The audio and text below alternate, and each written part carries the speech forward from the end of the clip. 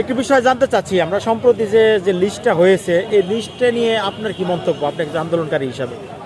টাঙ্গাইল আমরা সদর উপজেলা থেকে পিচুরিয়া গ্রাম বাগিল ইউনিয়ন থেকে আমরা আন্দোলন করেছি এবং যারা আওয়ামী অফিস আমরা ভাঙতে যাওয়ার পরে যারা প্রতিরোধ করতে আসছিল এদের মধ্যে থেকে 10 নম্বরে নাহিদ ইসলাম নামে একটা ছেলে এই আহত লিস্টের মধ্যে আসছে।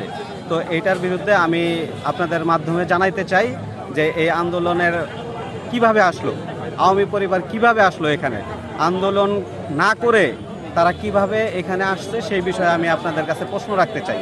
যারা এই বিষয়ে কাজ আপনি করতেছে, কিভাবে নিশ্চিত হলেন যে তিনি আন্দোলনকারী নাকি আন্দোলনের বিরোধিতা তিনি করছেন? এখন আমি সেখানে সশরীরে উপস্থিত ছিলাম। এই এটা স্পটটা কোথায়? এটা হচ্ছে আমাদের গ্রাম পিচুরিয়া। পিচুরিয়া দক্ষিণ পাড়া একটা আওয়ামী অফিস ছিল, সেইটা আমরা ভাঙার জন্য তাদেরকে রিকোয়েস্ট পর্যন্ত করেছি যে আপনারা সাইনবোর্ডটা নামিয়ে ফেলেন।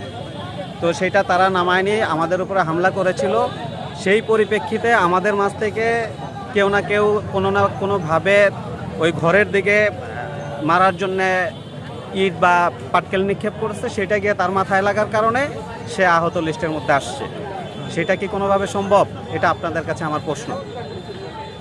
তো আপনার মনে হচ্ছে যে সেটা সে